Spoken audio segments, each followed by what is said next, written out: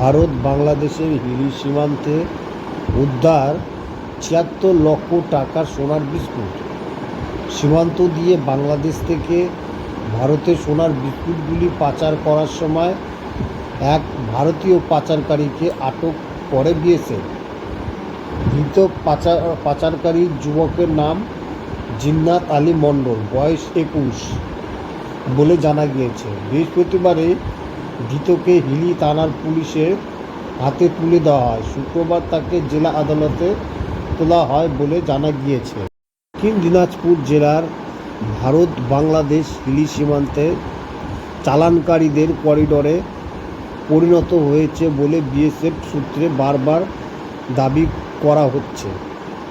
দক্ষিণ দিনাজপুর জেলার তিন দিকে ভারত বাংলাদেশ সীমান্ত থাকায় চোরা কারবারিদের স্বর্গরাজ্য পরিণত হয়েছে। নিষিদ্ধ কফ সিরাপ পাচারের পাশাপাশি কখনো সীমান্ত থেকে উদ্ধার হচ্ছে সাপের বিষ, আবার কখনো সোনার বিস্কুট। বৃহস্পতিবার বিকেলে দক্ষিণ দিনাজপুর জেলার হিলি হাড়িপুকুর ভারত বাংলাদেশ সীমান্তে উদ্ধার হয় বিপুল সোনার বিস্কুট।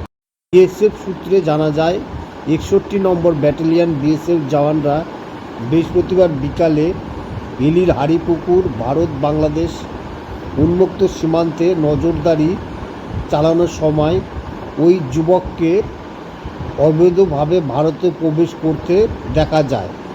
সেই সময় তাকে জওয়ানরা তাড়া করে পাকড়াও করে। এরপর জিজ্ঞাসাবাদ ও তল্লাশি চালানোর সময় তার কোমরে বাঁধা অবস্থায় সোনার বিস্কুটগুলি উদ্ধার করা হয়। এরই পর তাকে আরও জিজ্ঞাসাবাদের জন্য আটক করে বিএসএফ। সূত্র মারফত জানা গিয়েছে, তল্লাশি চালিয়ে ওই যুবকের মলদার থেকে কয়েক কোটি সোনার বিস্কুট উদ্ধার করা হয়। প্রায় ৭৬ লক্ষ টাকা মূল্যের ৯টি সোনার বিস্কুট উদ্ধার করা হয়েছে। বৃহস্পতিবার তাকে হিলি থানার পুলিশের হাতে তুলে দেওয়া হয়। ৪-৫ জন মিলে ওই ধৃত ব্যক্তির পিছনের মলদারে এই সোনাগুলি ঢুকিয়ে দেয়।